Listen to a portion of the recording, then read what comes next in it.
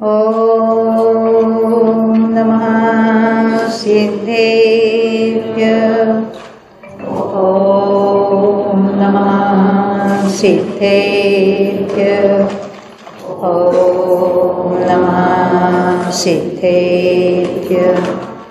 ॐ शुद्धात्मने नमः। नमो वरिहन्ताणं नमो सिद्धाणं नमो आयर्याणं नमो वच्छायाणं नमो लोहे सौवसाहुणं बन्ध उदय सत्ता सहित कर्मधान करिन नेमि चंद जयवंत जगे भय केवली स्पर्श कर्म कांड को जानिके ज्ञान कांडमय होय परस्वरूप को परिहरे शिव पद पावे सो। जिनेंद्र भगवान की वाणी के अनुसार हमारे पूर्वाचार्यों ने जो अनेक ग्रंथों की रचना की है, चारों ही अनुयोगों की रचना की है, उसमें से कर्णानुयोग के जो महान ग्रंथ है गोमटसार, कर्मकांड आदि, तो कर्मकांड ग्रंथ के आधार से अपने यहाँ शिविर हुए थे, या जो हम कहेंगे शिविर की बात करो या कर्मकांड ग्रंथ के ही आधार से प्रकृति बंध के बारे में हम विशेष चर्चा करने जा रहे हैं। हमने देखा था कि जीव और कर्म अनादि से ही बंधी हुई अवस्था में ही पाए जाते हैं। ऐसा कभी नहीं था कि जीव शुद्ध था और बाद में कर्मबंध हुआ। तो क्या होता है, पुराने जो कर्म बंधे थे उनका उदय चलता है निरंतर। उसके उदय में हमने देखा था 8 कर्मों का उदय निरंतर होता है। उसमें से मोहिनी के उदय में जीव पुनः नए कर्म का बंध करता है, यानी पुराने कर्मों का उदय, फिर जीव के मोहरावेश परिणाम और नए कर्मों का बंध। ये बात कब से चल रही है? अनादि से। तो इसमें से छुटकारा कुछ तो होना चाहिए, क्योंकि कर्म बंध है तो उसका उदय होगा ही होगा। तो उसका उदय होगा तो यहाँ जो मोहरावेश के परिणाम भी करेगा, परिणाम करेगा तो नया बद्ध होगा। तो इसमें से छूटने का कुछ तरीका होगा कि नहीं होगा? क्योंकि अभी तक कितने जीव सिद्ध हो चुके हैं? अनंत। यानी उनको भी पहले ऐसा ही था जैसा अभी हम आज तक करते आए। तो इसमें से छूटकर वो सिद्ध अवस्था प्राप्त की है, यानी इसमें से छूटने का निश्चित उपाय है। और वो उपाय हमें जिनेंद्र भगवान की वाणी में, जिनागम में उसका उपाय हमें पता है। वो उपाय करेंगे तो हम आप भी उसमें से छूट जाएंगे। परंतु ये कर्म से हम बेकार के डर रहे हैं। ये जो हम कर्म की थियोरी जो पढ़ रहे हैं, उस संबंधी अज्ञान के कारण हम उसके बारे में कुछ न कुछ कल्पनाएं करते रहते हैं और कर्म के उदय में जो बातें हो रही है उसको अपना स्वरूप मानते हैं। सुबह हमने देखा था 15 नंबर का पेज था ना, कौन सा? कर्णानुयोग का। उसमें क्या देखा था, जरा निकालिए आप। कर्म के उदय में होने वाली बातें। देखो अभी हमको क्या करना है, हम 2 खाते खोलेंगे, एक अपना खाता और एक कर्म का खाता। 2 खाते खोलने की आदत कब से? आदत कब से? तो 2 प्रकार के हिसाब पे चलते हैं ना हर एक के, एक गवर्नमेंट के लिए, अपने लिए है? तो जिसके खाते का जो माल है उसको हम रखेंगे।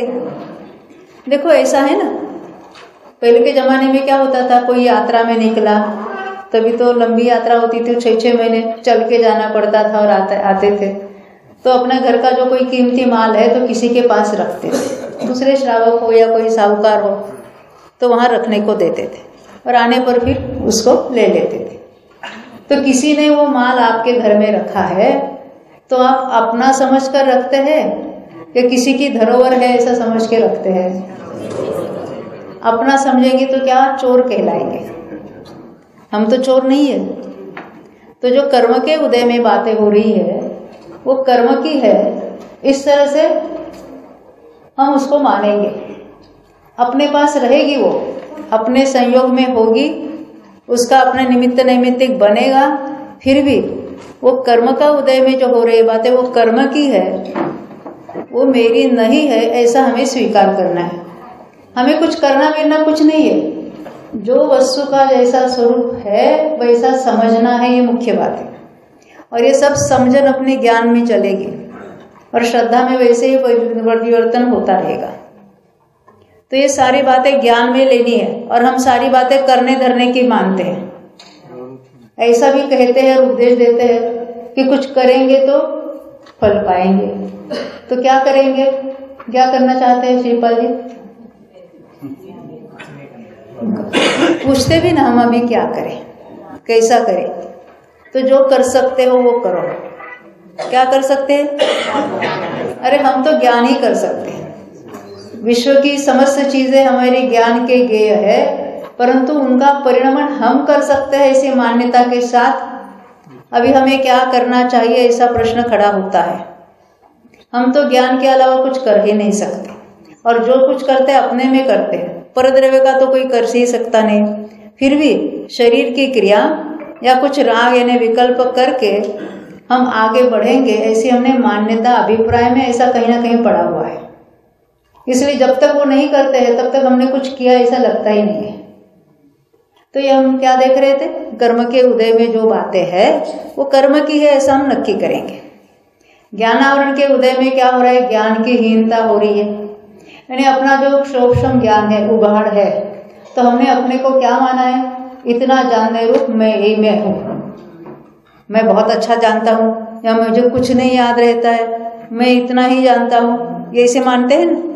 अरे क्या करे, अभी कुछ नहीं याद रहता, यानी अपने को क्या माना, वो हीन ज्ञान रूप मान लिया। अपने खाते में कितना रखना है, अपना पूरा स्वभाव, सामर्थ्य। वो सामर्थ्य कब पैदा होगी, बोलो भाई?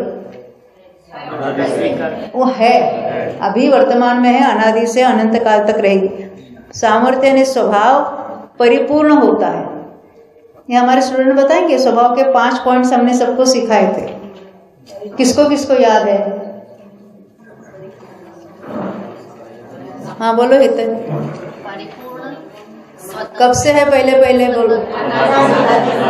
मैंने अनादि अनंत रहता है और स्वयं सिद्ध है। स्वभाव किसी अन्य के कारण नहीं होता है। कौन से कर्म के उदय में स्वभाव बनता है भाई?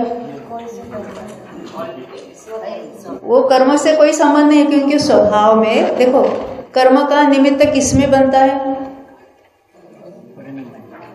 पर्याय में, पर्याय में बनता है। भले वो क्षायिक पर्याय हो या कोई अन्य विभाव रूप पर्याय हो, जिसको हम नैमित्तिक भाव कहते हैं। कौन कौन से भाव है जीव के जिसमें कर्म का निमित्त होता है? औषमिक कर्म का उपशम होगा, क्षाउषमिक होगा, औदयिक होगा, क्षायिक होगा, उसमें कर्म का निमित्त होगा। पारिणामिक भाव तो जीव का अपना स्वभाव है, उसमें कर्म का कोई भी, क्योंकि निमित्त किसमें होता है? पर्याय में होता है। स्वभाव के लिए कोई निमित्त नहीं होता। स्वभाव तो अनादि से है और है। 3 बार क्यों कहा है? गुरुदेव की भाषा में 6 यानी 6 क्यों? अरे भूतकाल में, वर्तमान में और भविष्य में।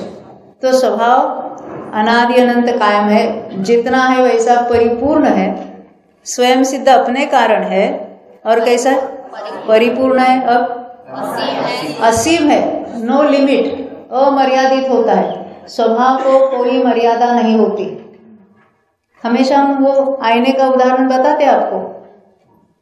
आईना खरीदने गए बाजार में, उसमें लिखा होता है इसमें 100 चीजें झलकेगी, है ना। कोई ऐसा होता है उसमें लिखा है 25 चीजें झलकेगी, तो कौन सा आईना लाना है आपको? अरे रिफ्लेक्टिविटी, प्रतिबिंबित करना, ये आईने का स्वभाव है। जो जिसका स्वभाव होता है उसमें कोई लिमिट नहीं होती। तो हमारा स्वभाव ज्ञान स्वभाव है, उसमें कोई लिमिट नहीं है स्वभाव में। इसमें से हर समय केवल ज्ञान निकलता रहेगा। जब केवल ज्ञान हो जाएगा तब से कितने काल तक? अनंत काल तक। तो स्वभाव में से कुछ कम होगा ना, इतना केवल ज्ञान निकला है तो अभी थक गया, अभी स्वभाव कुछ केवल ज्ञान अभी बंद हो जाएगा, ऐसा होगा कि नहीं होगा? नहीं होगा। तो स्वभाव अमर्यादित होता है और असीम होता है, नो मर्यादा, वो तो बताया। और असहाय, बेचारा दुबला असहाय, ऐसा नहीं उसका। असहाय ने जिसको दूसरे निमित्त की कोई आवश्यकता नहीं है उसको कहेंगे असहाय। तो ऐसा स्वभाव है वो अपने खाते में रखना है। 2 खाते करने हैं। कर्म के उदय में जो यहाँ ज्ञान की हीनता वगैरह हो रही है वो कर्म के खाते में, और अपने खाते में पूरा, क्योंकि हमें मैं कौन हूं ये नक्की करना है। अभी शरीर में, राग आदि में, अल्प पर्याय में हमने मैंपना स्थापित करके रखा है। वो मैं जब हम नक्की करेंगे तो उस मैं को जब नक्की करते हैं तो आगे की सारी अपनी विचारधारा अपने आप सुलझ जाएगी। हम मैं नहीं, शरीर मैं मनुष्य हूं ऐसा विचार करते हैं तो सारे प्रश्न खड़े होते हैं। मैं जब एक बार निश्चित कर दिया तो ये सारे प्रश्न नहीं उठेंगे और मार्ग सरल चालू हो जाएगा। तो हमने देखा है स्वभाव जो है, ज्ञानावरण के उदय में जो ज्ञान की हीनता होती है वो कर्म के खाते में, और अपने खाते में पूरा केवल ज्ञान स्वभाव।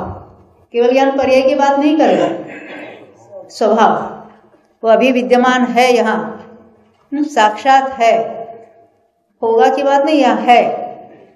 दर्शनावरण के उदय में जो हीनता हो रही है वो कर्म के खाते में। अपने में क्या खाते में क्या रहा? केवल दर्शन स्वभाव जो है। मोहिनी के उदय में क्या हो रहा है? श्रद्धा की और चारित्र की विपरीतता हो रही है, तो उसका स्वभाव अपने खाते में, क्योंकि वितरागता हमारा स्वभाव है, सम्यक तो हमारा स्वभाव है, वो अपने खाते में रखना है। अंतराय के उदय में जो हीनता हो रही है वो कर्म के खाते में, और अपने खाते में पूरा अनंत वीर्य जो है वो अपने खाते में रखना है। अब हम आघाती की बातें करते हैं, वो तो समझना और आसान है। तो ये जो संयोग है वो सब किसके खाते में जाएंगे? आपके संयोग कोई आपसे छुड़ाएगा नहीं, चिंता मत करना। आपको कहे घरदार जो है, बाल बच्चे हैं, पैसा है, जो कोई बैंक बैलेंस है, जो कोई गहने वस्त्र सब कुछ है अपने पास रहेंगे। क्या समझना है? कर्म के उदय में जो ये बातें होती है, मेरा इनसे कोई संबंध नहीं है, नक्की करना है। वो संयोग जब तक उनके अपने योग्यता से जब तक रहने वो रहेंगे, उनकी योग्यता से जब उसका वियोग होना है तो होगा। जिसका जिसका संयोग है उसका वियोग अवश्य होगा, परंतु हमने उसको अपने स्वरूप में रखा है, अपने खाते में रखा है, इसलिए उसका वियोग होने पर यहाँ दुख होता है। ये सरल बात है ना। तो सारे संयोग किसके खाते में चले जाएंगे? कर्म के खाते में। आपकी जो धन संपत्ति वगैरह, रमेश भाई, हाँ, ये किसके?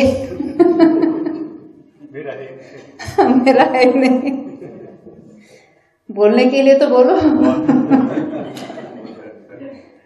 आयु की जो बात है, मनुष्य आयु हो या देवायु हो, जो कुछ चल रही है वो भी कर्म के खाते हैं। मैं तो अनादि अनंत, मेरा नाम ही जीव है, जो अनादि से जीता आ रहा है, वर्तमान में जी रहा है, अनंत काल तक जो जीता रहेगा वह मैं जीव हूं।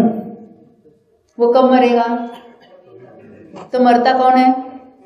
शरीर। वो जिंदा कब था? शरीर जिंदा ही नहीं था। हम जीव है, हमारे कारण इसको सजीव कह रहे हैं, सजीव, क्योंकि देह को देखकर हम कहते हैं ना ये तो जीव जा रहा है। वो तो जीव के कारण देह को भी जीव कहते हैं या सजीव कहते हैं। तो ये सब कर्म के खाते में। नाम कर्म के उदय में अब ये शरीर की रचना और अन्य भी जो बातें होती है वो सारे कर्म के खाते में चले जाएंगे। आपके खाते में क्या रहेगा? आपकी कुछ आइडेंटिटी रहेगी कि नहीं रहेगी? क्या एक बड़ा जीरो आएगा आपके पास? क्या होगा? अपने खाते में कुछ रहेगा कि नहीं रहेगा? अरे पूरा स्वभाव भाव जो अनंत गुणों का पिंड है, इन सब चीजों को जानने वाला तो मैं हूं। इस विश्व में जो अनंत द्रव्य, उसके अनंत अनंत गुण है, उसकी 3 काल की अनंत अनंत पर्याय है, इनको सबको युगपत एक समय में जाने, ऐसी मेरे एक समय की पर्याय की ताकत है। तो मेरी ताकत कितनी होगी? एक गुण की इतनी ताकत है तो अनंत गुणों की कितनी होगी? ये सब मेरे खाते में है और हमने उसको कभी अब मैं हूं ऐसा माना ही नहीं है। ये हमारी भूल हो गई। कर्म के उदय में जो जो बातें होती है उसको हमने अपने अभी तक अपना स्वरूप माना है। हमने 2 खाते खोले हैं, अभी वो माल आपके पास है, रहने दीजिए। जब तक कर्म का उदय है आपसे कोई उसको छीन नहीं सकता है, पर उसको जो हमने अपना माना है वो बात अपना को छोड़ देना है। इसी को भेद ज्ञान कहेंगे ना। मोहनी के में भी उदय में जो होने वाले मोह राग द्वेष के परिणाम है उसको भी हमने अलग रखा है, क्योंकि हमने जब 7 तत्वों की बात देखी थी तो अकेला जीव तत्व वो मैं हूं जो स्वभाव भाव है, बाकी आश्रय बंध राग आदि वगैरह सब पर है, अपने से पर है। हाँ, अभी अपना विषय तो द्रव्यान योग का नहीं चलेगा, परंतु ये मुख्य बात है क्योंकि हमारा प्रयोजन तो भेद ज्ञान करने का है। कर्म की थ्योरी में भी हमें जो सीखना है वो कर्म से हम कैसे जुड़े हैं ये बात नक्की करनी है, और उसका जितना विस्तार से इन डिटेल अभ्यास होगा उतनी ये जो उसकी जो भिन्नता है ना, पृथकता और ख्याल में आ जाएगी। ये तो शरीर में ही लगता है और वो सुबह उठकर आईने में पहले नक्की करते ठीक ठाक है ना सब। अरे पर उसमें हर समय अनंत की धूल आ रही, किसमें? शरीर में भी और कर्म में भी। हर समय अनंत की धूल आ रही है, अनंत परमाणु बन रहे और हर समय अनंत पुरानी चले जा रहे, और फिर हमको लगता है नहीं हम वही की वही है, वही का वही तो मैं अकेला हूं, और बाकी कर्म परमाणु आते जाते रहते हैं। कर्मों की भी जो बातें हैं ये इसीलिए तो सीखना है। एक कर्म अनंत कैसे बनते हैं, क्या बनते हैं, उनके किस तरह से, उसमें क्या क्या नियम है, उसमें कैसे रहते हैं, उसमें क्या क्या परिवर्तन होते हैं, वो सब हम देखेंगे। तो ये हम यहाँ देख रहे थे कि एक कर्म के उदय में क्या क्या होता है, उसकी बात हमने देखी थी। उसके बारे में कोई 2-3 यहाँ प्रश्न आए हैं, उसको हम देख के फिर आगे बढ़ते हैं। देखो, एक प्रश्न है, नाम कर्म की किन्हीं प्रकृतियों के उदय का जीव को फल कैसे मिलता है? यानी जीव विपाक की प्रकृति को एक उदाहरण से समझाने की कृपा करें। उस संबंधी और एक प्रश्न है वैसा ही कि जीव विपाकी और पुद्गल विपाकी कर्मों के नाम और एक बार दोहराइए। देखो, हमने क्या देखा था, कर्म के उदय की बात चल रही है। उदय कब कहलाता है? कर्म बनने के बाद कुछ काल तक सत्ता में पड़ा रहता है। अभी उसकी जब स्थिति पूरी होती है तो वो कर्म परमाणु कर्म रूप थे वे अकर्म रूप हो जाते हैं। अकर्म कहने से उसकी कुछ भी कारवाण वर्गणा रूप हो जाएंगे, अन्य वर्गणा रूप हो जाएंगे, उसका कुछ भी परिणमन यथा योग्य हो जाएगा। तब उसका निमित्त नैमित्तिक संबंध नहीं बनेगा। निमित्त नैमित्तिक संबंध कब बनेगा? उदय के एक समय के लिए। यहां तक ख्याल में आई बात। अब ये जो उदय रूप हो रहे तो उसमें हमने 4 बातें देखी थी। कौन सी 4 बातें थी? विपाक यानी उदय। तो उदय के अनुसार कर्मों को क्या क्या कहा था हमने? कुछ जीव विपाकी है, यानी जीव को डायरेक्ट उसका निमित्त बनता है। कुछ है पुद्गल विपाकी, पुद्गल में शरीर में मुख्यतः उसकी बात बनती है। तीसरा है क्षेत्र विपाकी और चौथा है भव विपाकी। अब जीव विपाकी तो अन्य तो कर्म समझ में आ जाते हैं, जैसे घाती कर्म 47 की 47, वो क्या है? जीव विपाकी है, वो तो जीव के साथ ही उसका डायरेक्ट संबंध आता है। अब कहते हैं, देखो निकालो, आपके पास 3 नंबर का चार्ट है ना, देख लेना। उसमें घाती कर्म की 47 तो समझते हैं। वेदनीय भी 2 क्यों? वो सुख दुख में निमित्त होते हैं। फिर गोत्र की जो 2, उच्च गोत्र नीच गोत्र। नाम कर्म की 27। प्रश्न ऐसा ही था, नाम कर्म की प्रकृति जीव विपाकी कैसे? ऐसा ही प्रश्न है नहीं अभी जो पूछा गया। पहले जरा उसके नाम देखते, हम रिपीट करेंगे क्योंकि सुबह हमने बताए थे और शास्त्र में भी लिखे हैं, फिर भी हम उसको देखेंगे। और यही प्रश्न था कि उसको जीव में उसका फल कैसे मिलता है। देखो, आपको मैं स्लोली पढ़ती हूँ, आप लिखना है तो लिख लीजिए। एक है गति नाम कर्म। तो गति नाम कर्म उसके उदय में क्या होता है? देखो, गति औदय भाव होता है, भावों में होता है ना उसका परिवर्तन। औदैक भाव में कैसे समझना, जैसे हमारे मनुष्य गति का उदय चल रहा है, तो मनुष्यों को मनुष्यों जैसे परिणाम होते हैं, यानी चारित्र होने में भी वैसे परिणाम उत्पन्न होते हैं। ये मेरा एक सवाल है, गति औदैक भाव कौन से गति तक होता है, कौन से गुणस्थान तक, गति तक नहीं, कौन से गुणस्थान तक होता है? हाँ, 13वें 14वें गुणस्थान वाला मनुष्य गति का जीव है क्या? कौन सा है? अभी वो कषाय वहां नहीं है, वो बात छोड़ो, परंतु गति नाम कर्म का उदय है तो वहां गति औदैक भाव 14वें तक कहलाएगा। समझ में आई बात? तो ये जीव विपाकी है। तो कितनी गति के नाम है? तो 4 गतियां हैं। तो चारों जो गति नाम कर्म है वो कौन से है? जीव विपाकी है। और जाति नाम कर्म एक इंद्रिय जाति वगैरह, यानी उन जीवों का जो परिणमन है, उनके जो ज्ञान की बात है, उनकी जो बात है, उस पर्याय के योग्य वो होती है। सहज रूप से शरीर की रचना भी ऐसी होती है, ज्ञानावरणादि का उदय भी वैसा होता है, जीव के परिणाम भी उस जाति के होते हैं। तो ये जाति नाम कर्म जो 5 प्रकार के हैं वो भी जीव विपाकी। फिर उच्छ्वास नाम कर्म, वो पर्याप्त जीवों के होता है ना, उच्छ्वास नाम कर्म के उदय में वैसी योग्यता उत्पन्न होती है। एक है त्रस या स्थावर, कहते समय हम दोनों को इंक्लूड करेंगे। एक जीव को एट ए टाइम एक का होगा उदय, परंतु त्रस स्थावर दोनों आ गए। फिर बादर सूक्ष्म, क्योंकि जीवों को भी हम त्रस और कहेंगे, त्रियों को ही हम स्थावर कहेंगे, जीव को ही बादर जीव कहेंगे, जीव को ही हम सूक्ष्म जीव कहेंगे। फिर भी उसके शरीर का परिणमन उस जाति का होगा। पर्याप्त अपर्याप्त को भी जीव विपाकी लेना। परंतु ये 4 युगल हम कहते हैं हमेशा। चौथी कौन सी जोड़ी रहेगी? प्रत्येक और साधारण, वो तो शरीर नाम कर्म है। प्रत्येक शरीर नाम कर्म, साधारण शरीर नाम कर्म, वो पुद्गल विपाकी में चला जाएगी। ये 4 हो गए। अभी जो 6 जोड़ियां है ना, 6 युगल, उसमें स्थिर और शुभ अशुभ ये तो बाद में देखेंगे। मुद्रो तो ये, और उसके शरीर के अवयवों में, धातुओं में उसका निमित्तपना बनता है, तो उसको तो हम पुद्गल विपाकी कहेंगे। मगर बाकी जो 4 जोड़ियां हैं, कौन सी 4 रहेगी अभी? हाँ, सुभग दुर्भग, सुस्वर दुस्वर, आदेय अनादेय, यशस कीर्ति और अयशस कीर्ति, ये सब क्या कहलाएगी? जीव विपाकी है। उसमें लिखना है आपको, विहाय गति भी दोनों लेना। कौन सी 2 विहाय गति होती है? प्रशस्त विहाय गति, अप्रशस्त विहाय गति, वो भी जीव विपाकी है। अब एक रहेगी तीर्थंकर, वो भी जीव के साथ डायरेक्ट उसका संबंध है। ये इतनी प्रकृतियां क्या है? जीव विपाकी है नाम कर्म की, परंतु उसके उदय में जीव के साथ वो निमित्त बनता है। कौन सी?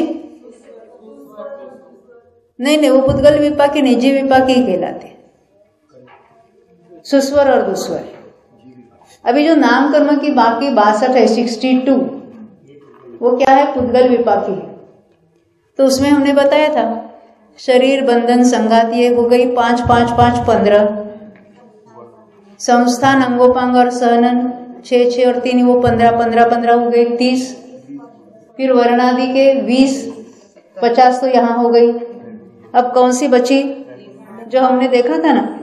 एक निर्माण है। निर्माण नाम कर्म के उदय में क्या होता है? वो शरीरों के जो प्रमाण निर्माण, स्थान निर्माण, उसके भेद होते हैं। तो शरीरों के अवयवों की विशिष्ट स्थान पर विशिष्ट संख्या में उसकी उत्पत्ति होती है, ये पुद्गल विपाकी है। और फिर आतप और उद्योत, ये आतप उद्योत क्या होते हैं?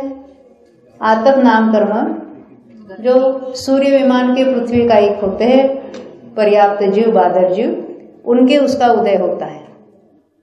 वो आतप सहित वो उष्णता उसका जो कार्य है वो भी पुद्गल विपाकी है। और उद्योत नाम कर्म ये किसको होता है? एकेंद्रिय से पंचेंद्रिय तक के तिर्यंचों के होता है। वो शरीर की जो चमकीले जैसे शरीर होते हैं उनके, वो उसके निमित्त से होते हैं, वो भी पुद्गल विपाकी में चले जाते हैं। तो आतप उद्योत दिखा हमने। और फिर प्रत्येक और साधारण जो हमने देखा था, 4 युगल में से एक युगल वहां देखा था। और 6 युगल में से भी हमने देखे थे कौन से? स्थिर अस्थिर और शुभ अशुभ। यहाँ तक हो गई ना बात। और फिर 3 बचे, अगुरु लघु उपघात और परघात। वो 4 की जोड़ी यानी 4 का ग्रुप है, उसमें से उच्छ्वास को हमने जीव विपाकी में लिया था। ये उनके नाम है। अब ऐसा क्यों वैसा क्यों? क्योंकि जैसा जिनागम में उपदेश आया है और उसकी सूक्ष्म चर्चा होती है, फिर भी हम सामान्य से हमको ये देखना है कि कुछ प्रकृतियां आपको नाम याद नहीं है, कोई बात नहीं। मैंने बार बार कहा है कि उसके नाम याद रखने की टेंशन मत लेना। आपको याद हो जाता है, अच्छी बात है।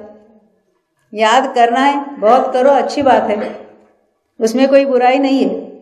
परंतु वो सुनकर डर मत जाना कि छोड़ मत देना कि हमको समझता नहीं है, याद नहीं रहता, हम छोड़ देंगे, ऐसा मत करना। क्योंकि क्या है, जितना हम डिटेल में जानेंगे उतना इतना इंटरेस्टिंग विषय, इतना साइंटिफिक है कि हमारा पूरा मोक्ष मार्ग प्रशस्त यानी बिल्कुल क्लियर हो जाता है। उस संबंध में कोई संदेह बाकी नहीं रहता। कैसे बंद होता है, कैसे उदय होता है, सत्ता में पड़े पड़े क्या होता है, ये पूरी बात स्पष्ट जानकारी हो जाती है। और जो भेद ज्ञान है, कर्मों से जीव का जो भेद ज्ञान करने का जो प्रोसेस है, वो एकदम सरल हो जाता है, सहज हो जाता है। तो ये हमने देखे थे। क्षेत्र विपाकी की भी हमने चर्चा की थी कि जो आनुपूर्वी कर्म है उनका केवल कब उदय होता है? विग्रह गति यानी मोड़ वाली गति, उसमें उसका उदय होगा। 1 समय, 2 समय, मैक्सिमम 3 समय, अन्यथा उसका उदय कभी नहीं होता है। तो भले ही कितने सागरों के कर्म पड़े हैं, फिर भी उसका उदय केवल विग्रह गति में ही होगा। यहाँ तक बात समझ में? और भव विपाकी में हमने आयु को लिया था। तो इतनी बातें तो हमने देख लिए और आपके प्रश्न भी हो गए। एक प्रश्न है, उसको भी ले लेते हैं। मिर्च को हाथ लगाने से हाथ यानी पुद्गल पर भी मिर्च का असर आ गया। यहाँ मिर्च के परमाणु हाथ पर लग रहे गए या हाथ के परमाणुओं का रसगुण का मिर्च रूप तीखा परिणमन हो गया। देखो ये उदाहरण होते हैं ना, एक देश लागू होते हैं। क्योंकि हमने तो 2 भिन्न द्रव्यों की बात की थी। कर्म को क्या कहा था? राग उपजाने वाला। और जीव को क्या कर रहा था? राग करने वाला।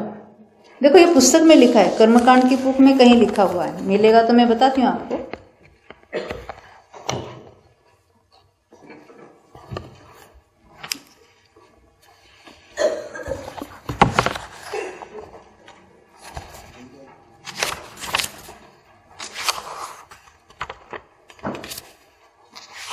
ये मिलेगा तो मैं बताऊंगी, कोई बात नहीं, मैं आपको बताऊंगी। वो कर्मकांड बुक में ही लिखा है। क्या कहा? कर्म का स्वभाव क्या है? राग उपजाना। और जीव का स्वभाव क्या है? राग करना। ये विभाव स्वभाव है, ये त्रिकाल स्वभाव की बात नहीं है। विभाव करने का भी जीव का ही स्वभाव है ना। कैसा स्वभाव कहते हैं उसको मालूम है? एक नए भी है उस नाम का। विभाव करने का स्वभाव है, उसको कौन सा नय कहते हैं? वैभव शक्ति वो अलग है। अनियत नय, एक होता है नियत नय और एक होता है अनियत नय। पानी का कायमी स्वभाव क्या है? शीतलता।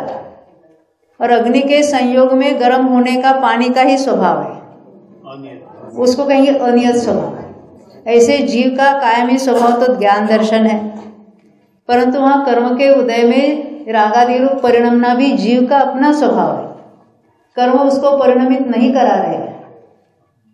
किसी कर्म की शक्ति नहीं कि जीव को राग रूप परिणाम आवे। और जीव में एक भी गुण नहीं कि राग रूप परिणमे। नहीं समझे? जीव में इतने अनंत गुण है, उसमें एक भी गुण ऐसा नहीं कि जो राग रूप परिणमे। क्योंकि गुण में ऐसी शक्ति होती तो सिद्धों को भी होनी चाहिए थी, तो कर्म उपजाता होगा नहीं। परंतु कर्म के संयोग में कर्म को निमित्त करके जीव स्वयं राग रूप परिणमित होता है। वो एक समय का उसको अनियत स्वभाव कहेंगे और उससे भेद ज्ञान करने के लिए वो जीव का है ही नहीं कहेंगे, कर्म का कहेंगे। वो भाव्य भावक कह के कर्म का कह देंगे। तो मैं साहब में बताया ना, देखो तो यह हम देख रहे थे। ये तो हो गई हमारी विपाकी की बात। अब आगे का विषय हम आगे बढ़ाने के पहले ये प्रकृतियों के नाम जरा हम देखते हैं। पेज है 40, पहली पुस्तक में 40 पेज है। हमने संख्या तो देखी थी ज्ञानावरण की 5, याद है ना। दर्शनावरण की कितनी थी? 9। फिर मोनी की, दर्शन मोनी की 3, चारित्र मोनी की 25 और अंतराय की 5। ये तो हो गई घाती कर्म। अघाती में क्या क्या देखा था? वेदनी की 2, आयु की 4, नाम कर्म की 93 93 और गोत्र की 2।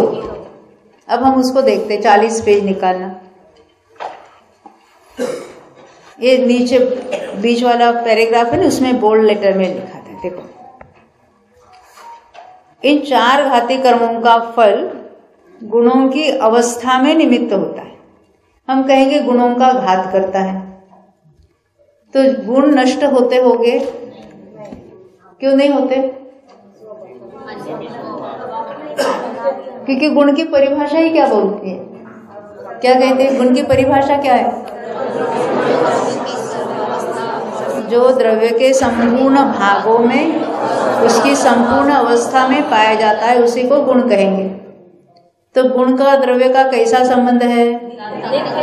नित्य तादात्म्य संबंध। तो गुण का तो कोई घात कर ही नहीं सकता। तो यहाँ तो लिखा है ना, गुणों का घात होता है। तो पर्याय को भी गुण कहने की शास्त्र की ही पद्धति है। बहुत जगह विनियम सार में भी सर्वत्र लिखा है। और ये गुण स्थान क्या होता है? वो गुणों के स्थान है, स्थान यानी वेरिएशंस, भेद उसके। तो ये गुणों के वेरिएशंस है क्या पर्याय के है? पर्याय। तो पर्याय को भी गुण कहते हैं। तो गुणों का घात यानी पर्याय नहीं होती क्या? होती है, पर स्वभाव जैसे नहीं होती है। तो उसका कहने का क्या प्रघात है? जीव के गुणों का घात किया या उस पर आवरण डाला। ज्ञानावरण तो पहले अंदर केवल ज्ञान प्रकट है और उस पर ढक गया, ऐसा है क्या? नहीं है। तो प्रकट ही नहीं हुआ, व्यक्त ही नहीं हुआ, तो कर्म पर आरोप डालेंगे तो कर्म ने उस पर आवरण डाला। कर्म में इतनी ताकत नहीं है जड़ में कि अपने ज्ञान को ढक जाए। जीव ही हीन ज्ञान रूप परिणमित होता है अपने से। गुरुदेव ने उसको भावघाती कर्म कहा है, बहुत बार सुना है आपने। ये तो द्रव्यघाती कर्म हो गए। पर जीव स्वयं हीन ज्ञान रूप परिणमता है, हीन दर्शन रूप परिणमता है, स्वयं मोह राग द्वेष परिणमता है, उसको भावघाती कर्म कहा है। वो जीव के अपने स्वयं के कारण होता है। आरोप किस पर आता है? कर्म के। तो कर्म के उदय में जीव ने ऐसे परिणाम किए, कर्म का तीव्र उदय आया, इसलिए हमको ऐसा गुस्सा था। नहीं तो वैसे मैं बहुत शांत परिणामी हूँ। ऐसा लगता है कि नहीं लगता? तो जैसा कर्म का उदय आएगा वैसा भाव करना पड़ेगा कि नहीं पड़ेगा? बोलो। मैं एक बात बताती हूँ आपको। जो कोई पंचेंद्रिय जीव इतना 70 कोड़ा कोड़ी सागर का बंद करके एकेंद्रिय में गया है, एकेंद्रिय में जाने पर क्या होता है मालूम है? नया बंध कितना होगा? हम मिथ्यात्व का उत्कृष्ट बंध की बात करें। 1 सागर। अभी उसमें जो कोई वेरिएशन है वो भूल जाओ। तो 1 सागर का बंद करता है, पर कितनी सत्ता लेकर गया है? 70 कोड़ा कोड़ी सागर की सत्ता लेकर गया है। तो 70 कोड़ा कोड़ी सागर तक वो चलेगा कि नहीं चलेगा? नहीं। एकेंद्रिय में जाने पर क्या होता है? उसके स्थिति कांडक घात होते रहते हैं, स्थितियां नष्ट होती है कांडकों में। तो कुछ काल के बाद, असंख्यात वर्षों के बाद क्या होता है? सब घटते घटते घटते सागर जितने, उनकी सत्ता भी उतनी कम हो जाती है। नया बंध तो कम होता ही होता है। ऐसे कांडक घात श्रेणी में होते हैं और एकेंद्रिय में होते हैं। जो संगी पंचेंद्रिय इतना बंद करके वहां गया है और वहां जाने पर वो स्थिति घटते घटते घटते घटते सागर जितनी हो जाती है। केवल स्थिति घटती है क्या? अरे अनुभाग भी इतना घटता घटता चला जाता है। एकेंद्रिय जितना, एकेंद्रिय को बहुत कम अनुभाग है, कम स्थिति है। संगी पंचेंद्रिय की कितनी ज्यादा है, वहां संक्लेश भी ज्यादा है। एकेंद्रियों के इतने नहीं होते, विशुद्धि भी इतनी नहीं, संक्लेश भी इतनी नहीं, तो उन्होंने इतना अनुभाग घटाया। मैं क्या आगे की बात बताना चाहती हूँ। उसको एक नाम है हत, हत ने घात किया, हत समुत्पत्तिक जीव, उसको क्या कहते हैं? हत समुत्पत्तिक। क्या किया उसने? अनुभाग इतना घटाया, एकेंद्रिय जितना। अब ऐसा जीव, उसकी सत्ता में अनुभाग है ही नहीं ज्यादा। अब वो जीव पंचेंद्रिय में जन्मा, उसकी सत्ता में कितना कर्म है? एकेंद्रिय के योग्य, अनुभाग भी एकेंद्रिय के योग्य। अब उसका उदय कितना चलेगा? एकेंद्रिय के योग्य। संगी पंचेंद्रिय में आने पर सत्ता में अन्य कर्म है ही नहीं है, इतना मंद अनुभाग का उदय होगा। फिर भी संगी पंचेंद्रिय होता है तो अपर्याप्त अवस्था में अंतः कोड़ा कोड़ी सागर का बंध हुआ एकदम। मंद अनुभाग था, पंचेंद्रिय अपने पंचेंद्रिय के योग्य अनुभाग बांधेगा, यानी इतने मंद अनुभाग के उदय में इतना तीव्र अनुभाग बांध रहा है वो अपने स्वयं की योग्यता से, निमित्त से कुछ नहीं होता है। और हम कहते रहे तीव्र अनुभाग का उदय है तो जीव को तीव्र करना पड़ेगा, मंद का उदय है तो मंद करना पड़ेगा, ऐसा नहीं है। ख्याल में आती है बात? यानी अनेक ऐसे हम आपको बारंबार ऐसे उसके उदाहरण बताएंगे। ये नक्की होता है कि जीव के अपने स्वयं की योग्यता से उसके अपने रागद्वेष परिणाम होता है, निमित्त से कुछ नहीं होता है। निमित्त होता जरूर है, परंतु किसको निमित्त कहेंगे? अरे यहाँ जैसा कार्य होगा वैसा उस पर आरोप आएगा। ख्याल में आती बात? अब आगे बढ़ेंगे हम। अभी अपना विषय थोड़ा अलग से चलेगा। ये जो प्रकृति बंध हमने देखी ना, ज्ञानावरण की 5 प्रकृतियां हैं, कौन कौन सी है? देखो आपको 5 ज्ञान के नाम मालूम है। हाँ, एक व्यक्ति बोले, सामूहिक मत बोले। हाँ, सामूहिक नहीं बताना है। हम आपको पूछेंगे ज्ञानावरण कितने कर्म है? हाँ बोलो भाई, गौतम भाई, कौन से? आपने ज्ञान के बाद बोले कि ज्ञानावरण के बोले? आपको 5 ज्ञान मालूम है, हर एक के आगे आपको आवरण शब्द लगा है, तो कैसा कहेंगे? मति ज्ञानावरण, शुद्ध ज्ञानावरण, अवधि ज्ञानावरण, मनपरे ज्ञानावरण, केवल। इसी ऑर्डर से आपको याद करना है। उसके पीछे रहस्य है, वो विषय हम नहीं लेने वाले हैं, परंतु जो ज्ञानावरण के खाते में जितने परमाणु आते हैं वो किस पद्धति से, किस प्रपोर्शन में डिस्ट्रीब्यूट होते हैं, वो ये उसके जो क्रम है ना, हम जो नाम सीखते हैं उसके अनुसार होते हैं। अब दर्शनावरण के 9 प्रकृतियां हैं। अब पहला नाम किसको लेना, किसका लेना? नहीं, स्त्यान वृद्धि का नाम पहला लेना, क्योंकि वो जो डिस्ट्रीब्यूशन होगा कर्मों का उस हिसाब से होगा। तो पहले स्त्यान वृद्धि, पेज नंबर 40 निकालो। नहीं, कहाँ गया वो?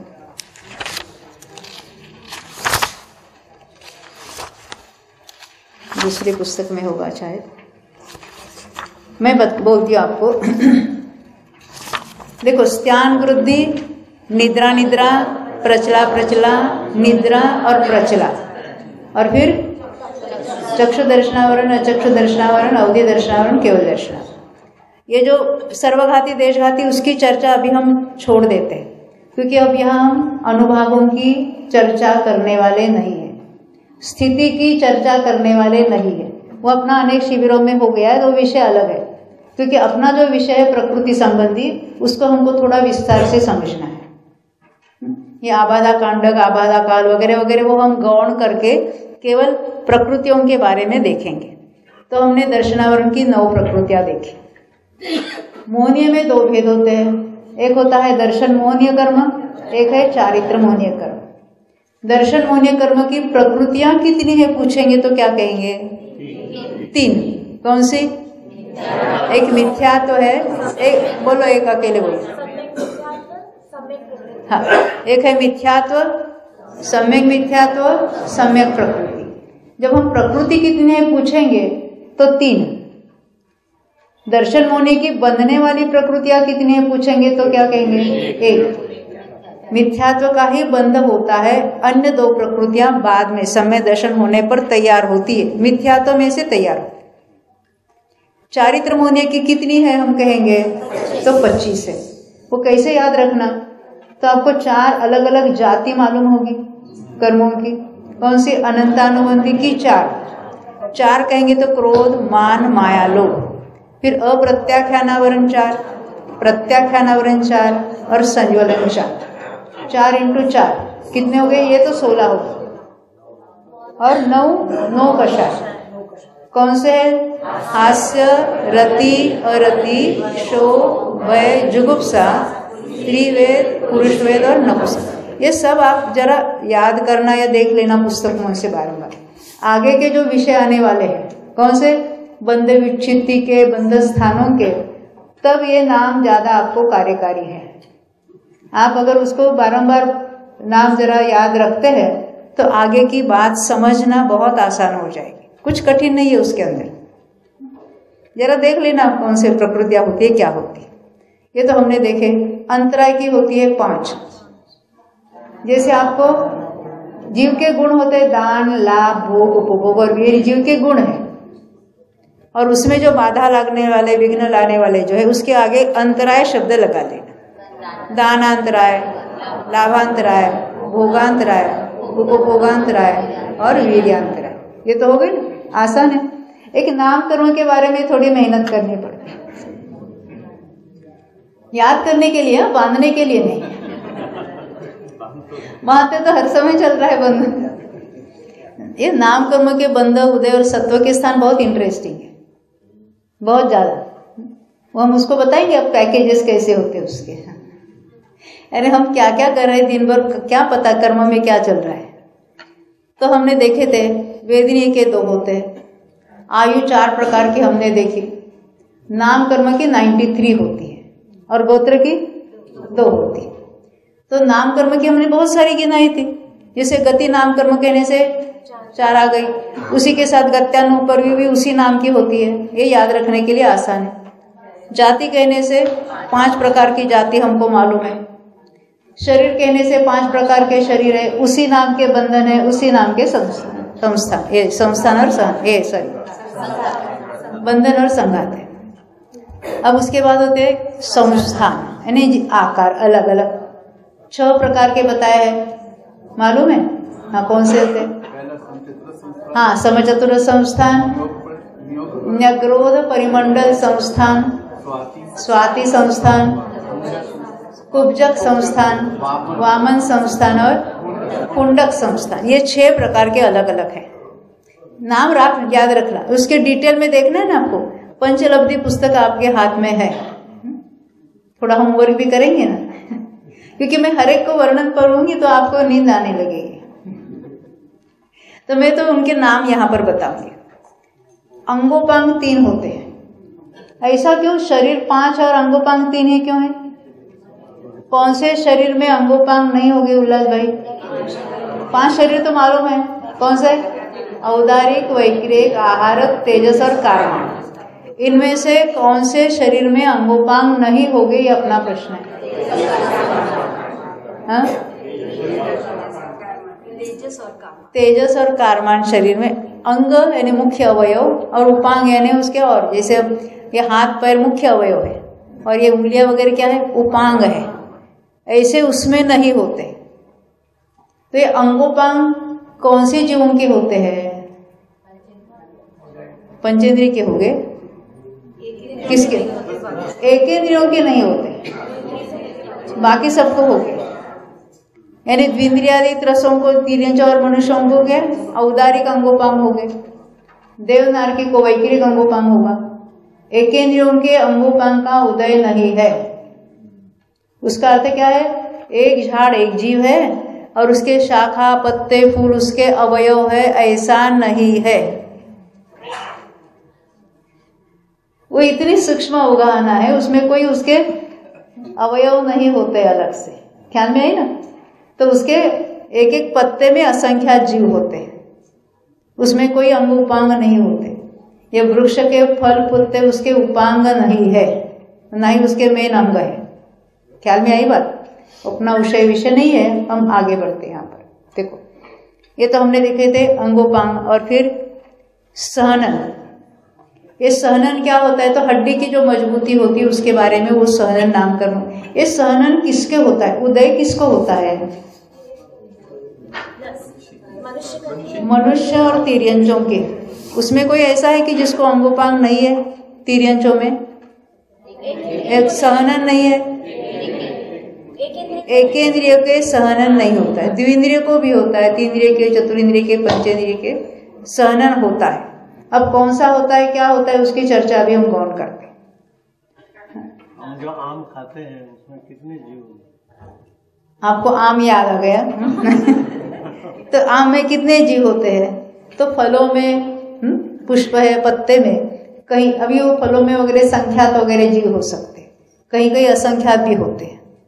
और जिसको कहेंगे अनंतकाय जीव, जो हम 5 उदुम्बर फलों की चर्चा करते हैं, जो अभक्ष में गिनते हैं, तो वहां तो उसमें 63 जीव भी होते हैं और उसके अंगों में वो तो अनंत जीवों की उत्पत्ति होती है। जैसे अंजीर है, उम्बर है, कठुम्बर है, वो तो अनंत कायिक है। क्यों? उसमें 63 जीव है और 63 के शरीरों में अनंत जीव होते हैं। ख्याल में आई बात? तो ये अभी हम नहीं आई, नहीं समझे। जैसे अंजीर उम्बर है, वो खोले तो उसमें 63 जीव ज्यादा होते हैं। उसको अंतर पुष्पी कहेंगे। बॉटनिकल, अगर किसी का बॉटनी का अभ्यास होगा, अंतर पुष्पी ने दूसरे फल कैसे तैयार होते हैं? फूल लगता है और उसके पीछे वो फल तैयार होता है।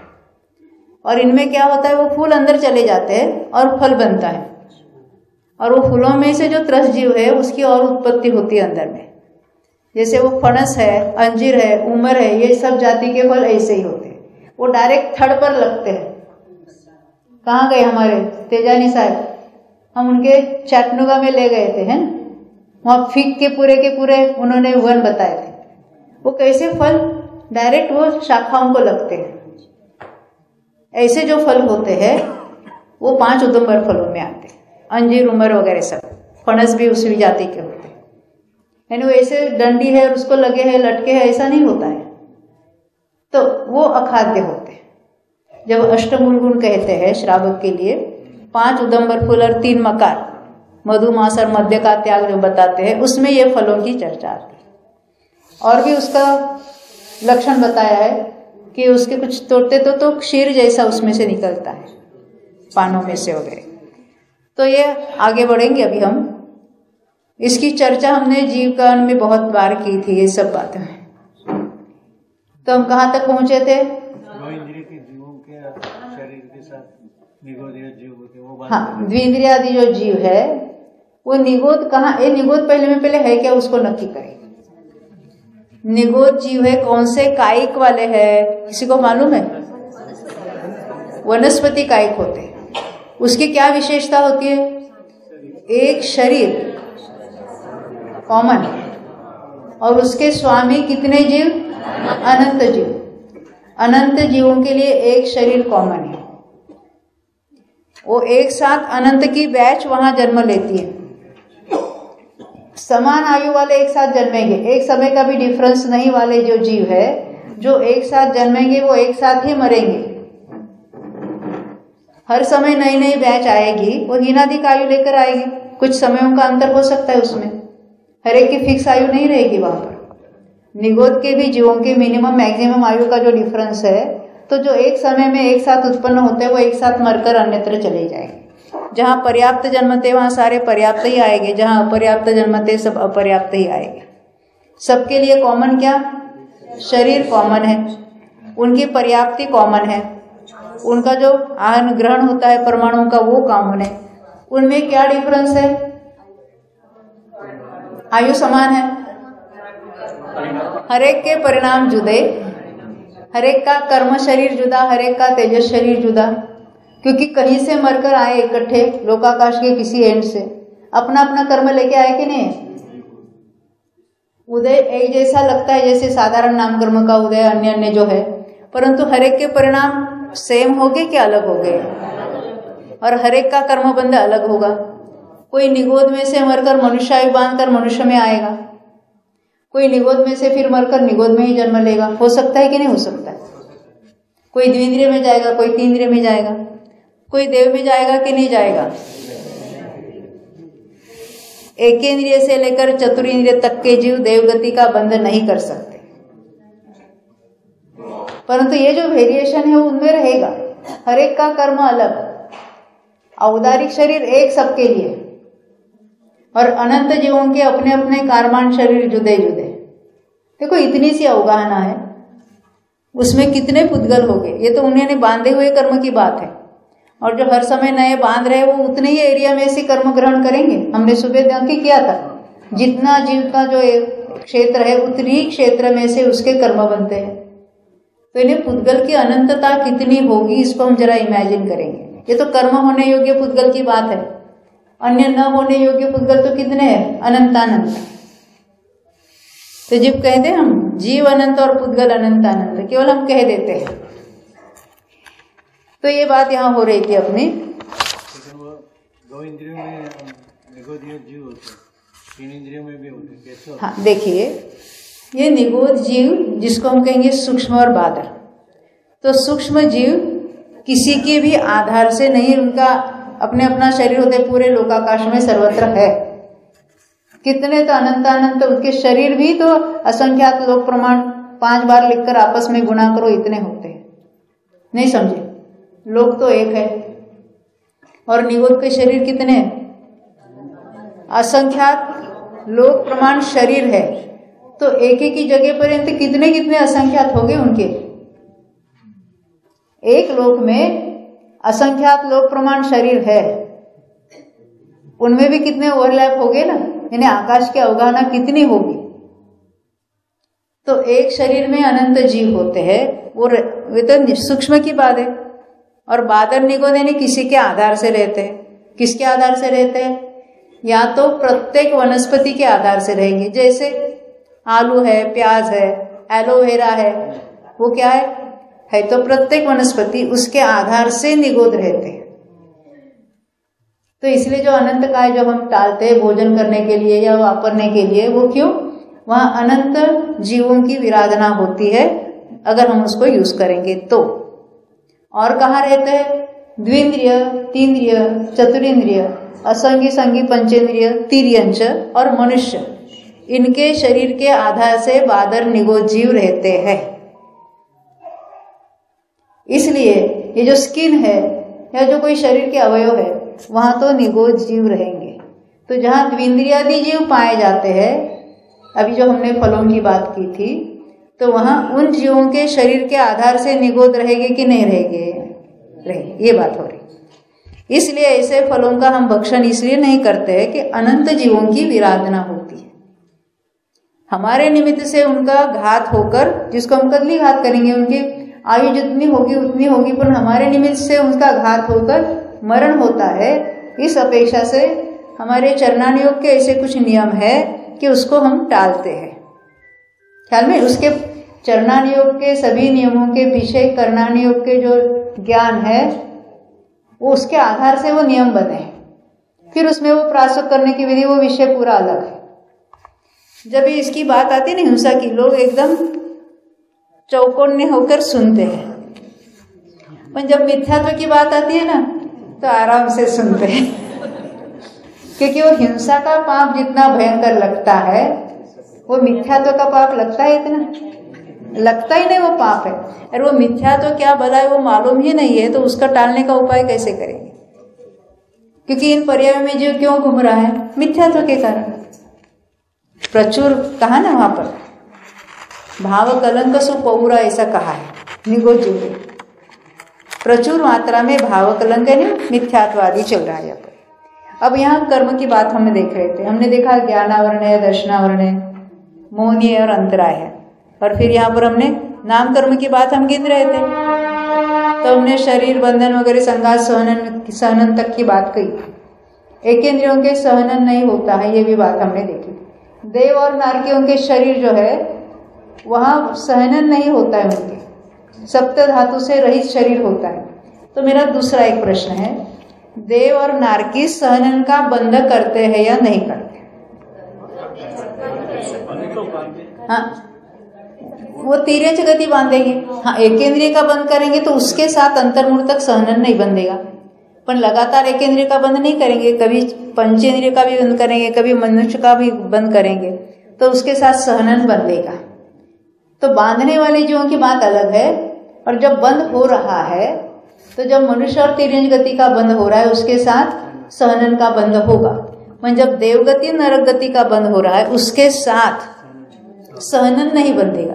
ये जब हम बंद की बात करेंगे ना, एक साथ कौन सी प्रकृतियां बन सकती है, तब इनके नाम फिर दोबारा आएंगे। हम उनके नामों से परिचय कर रहे हैं। तो हमने अभी तक सहनन तक तो बात देखी थी, उसके बाद किसका नाम है, आप ये नाम देखने ना आपको एक साथ पंचलब्धि की पुस्तक निकालिए आप, वहाँ इकट्ठा एक जगह आपको सब नाम मिलेंगे। हाँ,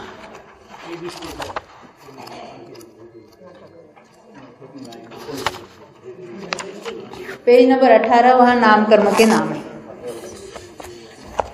18 पेज देखो, हमने 8 तक देखे थे, संस्थान सहनन अंगोपांग। यहाँ पहले सहनन को लिया था, कर्मकांड के पुस्तकों में बीच में अंगोपांग लेते, फिर बाद में सहनन लेते। हाँ, अब आगे कौन से बताए, यहाँ तो स्पर्श रस गंध वर्ण कहा, पर एक्चुअली वर्ण गंध रस स्पर्श कहते हैं, वो डिस्ट्रीब्यूशन के अकॉर्डिंग, क्योंकि समय सार वगैरह में भी वर्णादि कहा, कहीं स्पर्शादि नहीं कहा है, वर्णादि और रागादि ऐसा कहा है ना।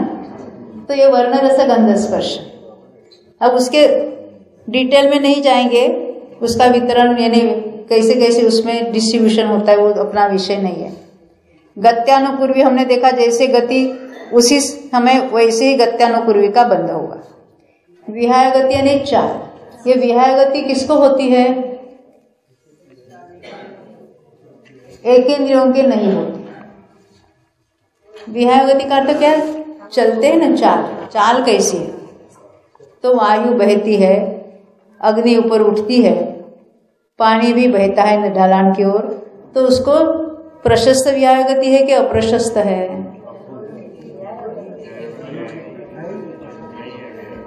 एक इंद्रियों को विहाय गति नहीं होती है। उनका जो गमन है उसकी जो फिजिकल उसके जो कैरेक्टर्स है उसके अनुसार होते हैं। नहीं समझे, स्वयं चलकर जाने वाले कौन है, द्विंद्रियादि है। तो द्विंद्रिय से लेकर संगीत पंचेंद्रिय तक के जीवों को विहाय गति का उदय पाया जाता है। देवों नारकियों के भी है, नारकियों को अप्रशस्त विहाय गति है, देवों को प्रशस्त है। अब वो किसको क्या है उसकी चर्चा करेंगे हम। यहाँ तक हो गई। अब यहाँ तक जो प्रकृति है ना 14, उसको क्या कहेंगे, पिंड प्रकृतियां। तो पिंड प्रकृतियों की बात हम यहाँ देख रहे हैं, यानी गति कहने से 4 है, तो 4 में से एक बंधेगी। तो ये पिंड प्रकृति हमको याद रखने के लिए आसान है, यानी एक से अधिक प्रकृतियां उसमें कोई एक एट ए टाइम बनती है, तो इसको कहेंगे क्या कहेंगे, पिंड प्रकृति। ये स्पर्शादि उसमें जो भी पिंड प्रकृतियां कहेंगे, उसके उदय जो होते हैं एट ए टाइम, वो ऑप्शनल जो होते हैं उसकी बात हम देखेंगे बाद में। अब इसके बाद है वो सिंगल सिंगल है, वो सिंगल सिंगल भी याद रखने का तरीका है। जब हम अगुर लघु उपघात परघात उच्छ्वास कहेंगे तो 4 नाम हमको एट ए टाइम याद रखने के लिए आसान। फिर आतप और उद्योग, वो क्या होता है हमने देखा था। उसके बाद 4 युगल है, और उसके बाद 6 युगल और है। 4 युगल कौन से, त्रसस स्थावर, बादर सूक्ष्म, पर्याप्त अपर्याप्त, प्रत्येक और साधारण। 6 कौन से है, स्थिर अस्थिर, शुभ अशुभ, सुभग दुर्भग, सुस्वर दुस्वर, आदेय अनादेय, यशस कीर्ति और अयशस। इतने तो हो गए ना, ये तो 4 और ये 6 10 जोड़ी तो ये हो गए। उसके बाद कौन से रह गए अभी, तीर्थंकर और निर्माण। हाँ, इतने हमने नाम कर्म के नाम देख ले, और बाद में गोत्र कर्म तो आसान है, उच्च या नीच गोत्र। अपना भी समय यहाँ पूर्ण होता है, उसके बाद वो शादी अनादि वगैरह की हम बात करेंगे थोड़ी कर्मों की। 15 मिनट के बाद यहाँ मिलते हम दोबारा। बोलो 2400 भगवान जय।